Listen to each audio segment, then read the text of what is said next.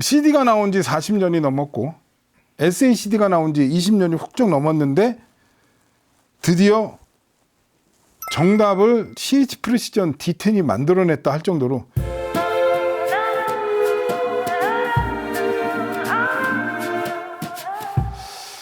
자, 이제 신호 순서로 갈 거거든요. D10을 했으니 이제 여기 C10, DAC 쪽을 할 건데요. 늘 말씀드립니다.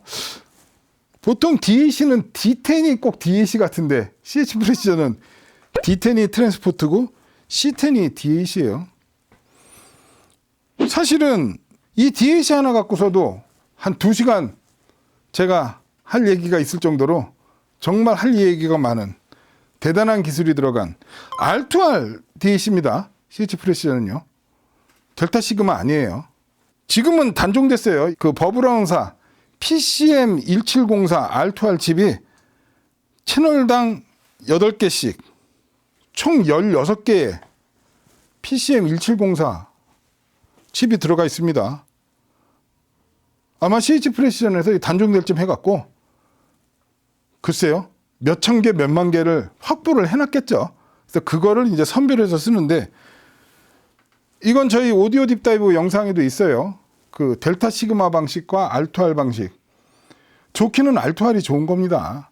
그러니까 델타 시그마 방식은 회로를 치면 이제 OP앰프 같은 거고 R2R 방식은 디스크리트 방식인 거고 이렇게 보시면 되거든요. 일단 델타 시그마 방식은 고속 직렬 처리하는 방식이죠. 가장 큰 장점은 이제 소자 간의 오차가 적으니까 제조 공정의 효율성과 경제성. 그래서 되게 저렴하게 대중적인 제품을 만들 수 있는데 반대로 이제 고속 직렬 처리를 하다 보니까 노이즈 쉐이핑이 필수로 들어가야 되고 그 다음에 디지털 필터하고 아날로그 단의 로우 패스 필터를 강력하게 걸어줘야지 그 노이즈들이 가청 주파수 대역으로 안 내려오거든요. 그러다 보니까는 링잉이 발생하기도 하고 그런 어떤 강력한 노이즈 필터하고 그 로우 패스 필터 때문에 약간 좀 인위적인 가공한 느낌이 나는 게 이 델타 시그마 방식이다. 이렇게 얘기를 할 수 있고 물론 하이엔드 DAC 제조사들은 그런 델타 시그마 방식의 칩을 써서 자연스러운 소리를 만들어내지만 R2R 방식에 비하면 약간 차갑고 평면적인 음이 나올 수 있는 게 이제 델타 시그마 방식이면 R2R은 정밀 저항 네트워크 구성으로 아날로그 전류를 직접 추출하는 이제 병렬 처리 방식입니다. 그러다 보니까 뭐 오버샘플링을 안 해도 되긴 해요. 근데 오버샘플링이나 노이즈 쉐이핑 자체가 필요 없기도 하고 그러다 보니까 이제 고주파 노이즈라든가 왜곡이 더 적은 방식이 R2R 방식이죠.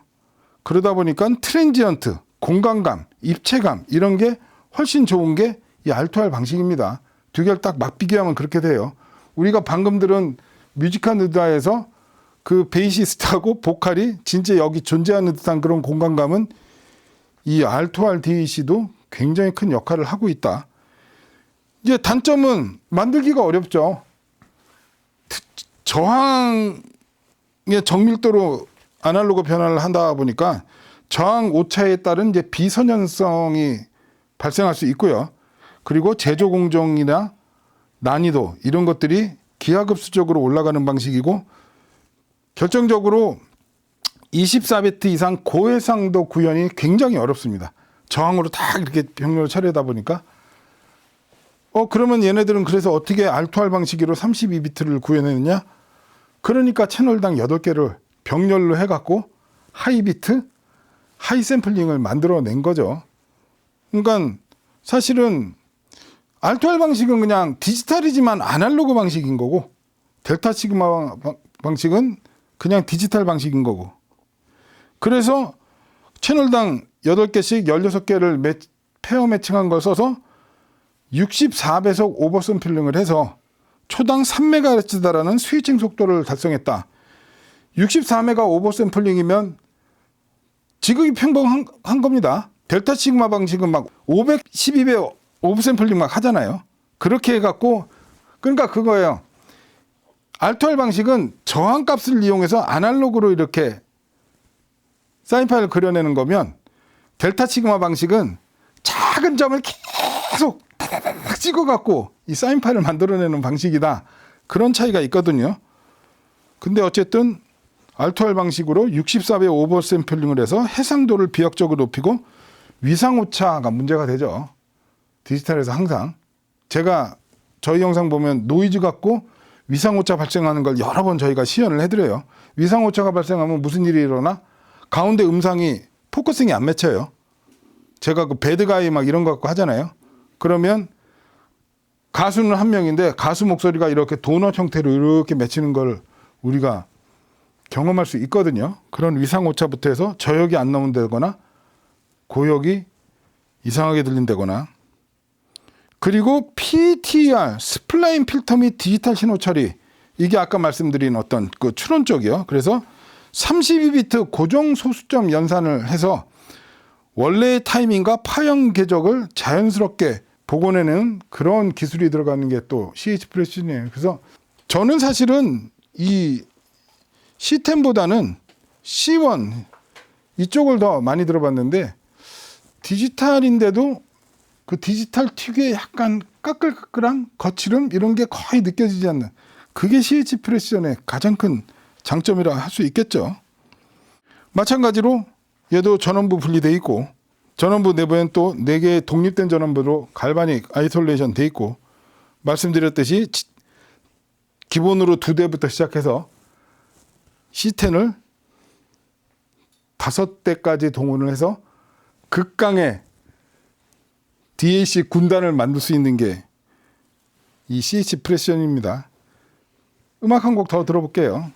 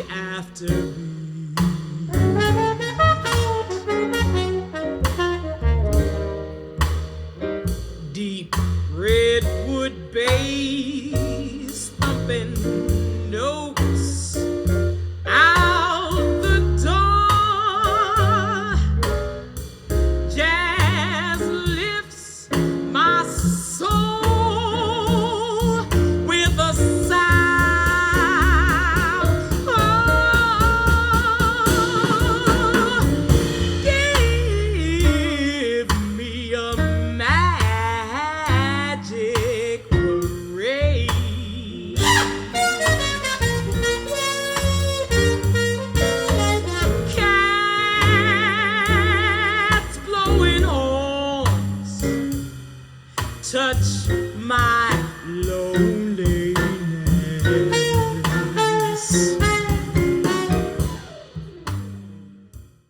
윈턴 마샬리스의 이제 Feeling of Jazz 이 곡 들려드렸는데, 이 곡을 왜 했냐면 제가 알토알 DAC에서 트랜지언트 얘기했잖아요.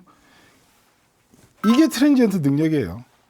처음에 음악이 시작하다가 오른쪽에서 이제 스네어 드럼으로 굉장히 강한 드럼 스틱을 때리는 소리가 나오잖아요. 그때 순간적으로 치고 파지는 그 에너지감, 오, 이거 대단한 거예요. 디지털에서 사실 이렇게 트랜지언트가 이렇게 나오기가 쉽지 않거든요.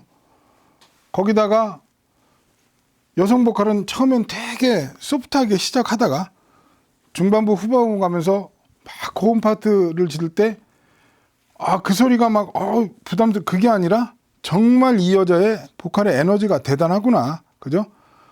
거기다가 트럼펫의 어떤 그 현란한 광채, 그리고 그 관악기가 어려운 이유가 관악기가 디지털에서 공갈빵처럼 나오는 경우가 많거든요. 안에가 텅 비어서. 우리가 소니 롤린스의 뭐 색소폰 콜로서스 이런 거 들어보면 이게 그냥 바람 새는 소리만 나오지 그 색소폰 소리 안에 들어있는 금의 밀도 표현이 잘 안 되잖아요. 와, 근데 여기 지금 이 트럼펫 소리, 이 밀도 들어차는 거 보고, 그리고 이제 또 하나 놀라운 건 진짜예요. 제 경험상 CD에서 이렇게 대역이 나오는 거를 경험해 본 적이 없다. 그렇게 얘기하고 싶어요. 고역이가 사실은 이렇게 안 열리거든요. 그래서 저는 컴퓨터 스트리밍을 더 선호하는 이유가, 자, 완벽한 건 없으니까 CD를 갖고 소리를 만들어 볼까, 컴퓨터 스트리밍을 갖고 만들어 볼까 할 때 일단 기본적인 해상도는 비트 퍼펙트인 컴퓨터 스트리밍 쪽이 나니까 거기서 노이즈를 빼가면서 음의 밀도를 채워놓는 그런 걸로 해서 진짜 몇 년 동안 튜닝을 했는데, 몇 년이 뭐예요? 10년이 넘게 튜닝을 했는데 이 D10이 나오면서 뭐 그렇다고 해서 제가 그동안 고생하면서 이뤄놓은 성과가 무너진 건 아니지만 또 다른 목표점을 만들어줬다. 항상 세상은 나보다 더 위대한 사람들이 많구나. 다시 한번 깨닫게 되는. 진짜예요. CD에서 이렇게 고역이 개방감 있게 확 오픈되는 거 진짜 어려운 건데 너무 아무렇지도 않게. 그리고 아까 말씀드린 정의감이요. 이 윈턴 마샬리스의 음반 자체가 이렇게 연주자들의 이 포커싱을 딱딱 맞춰주면서 전체적인 이미징, 스테레오 이미징을 되게 잘 캐치할 수 있게 만든 녹음이긴 하지만 정말 흔들림 없는, 정말 타겟 정중앙에 딱 꼽힌, 그리고 음상 안에 코어가 정말 조밀한 음들로 가득 들어찬 밀도, 모든 것이 거의 완벽한 그런 음을 들려주지 않았나. 그래서 일부 마지막 곡으로요, 클래식 한 곡 더 듣고 2부 때는 저희가 이 프리앰프, 파워앰프도 재밌는 얘기 되게 많습니다. 그리고 말씀드렸듯이 이 곡이 아마 컴퓨터 스트리밍이 있으면 이 필링 오브 재즈를 갖고 컴퓨터 스트리밍하고 한번 비교를 해봐 드려 볼게요. 그러면 제가 말씀드린 트랜지언트가 뭔지, 아니면 음의 밀도가 뭔지 이 부분을 바로 캐치하실 수 있을 거예요. 1부 마지막 곡은 SACD 들어보겠습니다. 지금까지 일반 CD 들었고 유명한 거죠. 봄의 제전, 발레리 게르게이프 연주한 거예요. 이 곡 한번 들어보겠습니다.